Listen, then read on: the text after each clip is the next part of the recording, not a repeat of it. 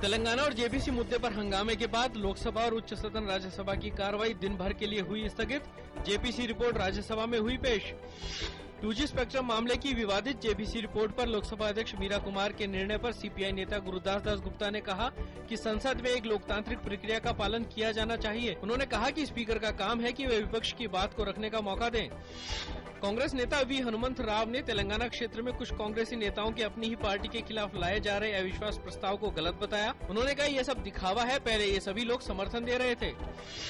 केंद्रीय गृह मंत्री सुशील कुमार शिंदे ने कहा कि सरकार गुजरात जासूसी मामले पर गैर सरकारी संगठन के पत्र का अध्ययन कर रही है। कुछ पार्टी सांसदों की ओर से अविश्वास प्रस्ताव पेश किए जाने पर शिंदे ने कहा कि अगर कोई अनुशासनहीनता हुई है तब कांग्रेस कार्रवाई करेगी।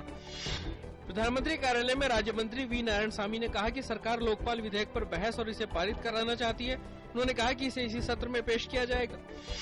जन लोकपाल बिल की मांग को लेकर सामाजिक कार्यकर्ता अन्ना हजारे आज फिर से अनिश्चितकालीन अनशन पर। इस बार वे अपने गांव रालेगांव सिद्धि में ही अनशन कर रहे हैं। बीजू जनता दल के सांसद वैजयंत पांडा ने अन्ना के अनशन पर कहा कि अन्ना ने इस आंदोलन को आगे बढ़ाया है और सभी पार्टियों को अब मिलकर सख्त लोकपाल कानून लाना चाहिए। पश्चिम बंगाल की मुख्यमंत्री ममता बनर्जी ने संयुक्त आंध्रा को समर्थन देने की बात कही है। ममता बनर्जी ने कहा कि उनकी पार्टी संसद में स्थगन प्रस्ताव का समर्थन करती है, न कि अविश्वास प्रस्ताव का। ममता बनर्जी ने यह भी बताया कि 2014 के आम चुनाव में उनकी पार्टी अकेले चुनाव लड़ेगी। भाजपा नेता रविशंकर प्रसाद ने कहा कि जिस तरह जेपीसी रिपोर्ट पर सरकार का रवैया रहा और विपक्ष की आपत्ति के बाद भी इसे संसद में रखा गया, उससे पार्टी सरकार को किसी भी प्रकार का सहयोग नहीं करेगी।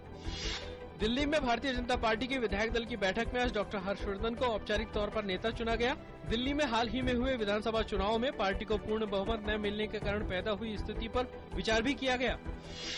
आम आदमी पार्टी के नेता मनीष सिसोदिया ने कहा कि प्रशांत भूषण के बीजेपी के साथ गठबंधन के बयान को तोड़ मरोड़ कर समझा जा रहा है। उन्होंने कहा कि उनके बयान का मतलब ये नहीं है कि आम आदमी पार्टी बीजेपी के साथ गठबंधन करेगी। केंद्रीय स्वास्थ्य एवं परिवार कल्याण मंत्री गुलाम नबी आजाद ने विधानसभा चुनाव में कांग्रेस की हार पर कहा कि राजनीति में हार जीत लगी रहती है और आने वाले आम चुनाव में कांग्रेस नए सिरे से लड़ेगी। नेल्सन मंडेला की स्मृति सभा में राष्ट्रपति प्रणब मुखर्जी के नेतृत्व में उच्च स्तरीय प्रतिनिधि मंडल जोहान्सबर्ग पहुंचा। यूपी अध्यक्ष सोनिया गांधी, भाजपा नेता सुषमा स्वराज, सांसद सीताराम येचुरी और सतीश मिश्रा भी साथ। उच्चतम न्यायालय ने कहा संवैधानिक पदों पर आसीन और गणमान्य व्यक्तियों के लिए ही लाल बत्ती। राज्य सरकारों को वाहनों पर लगी लाल बत्ती लगाने की अनुमति वाले अति विशिष्ट व्यक्तियों की सूची बढ़ाने का अधिकार नहीं।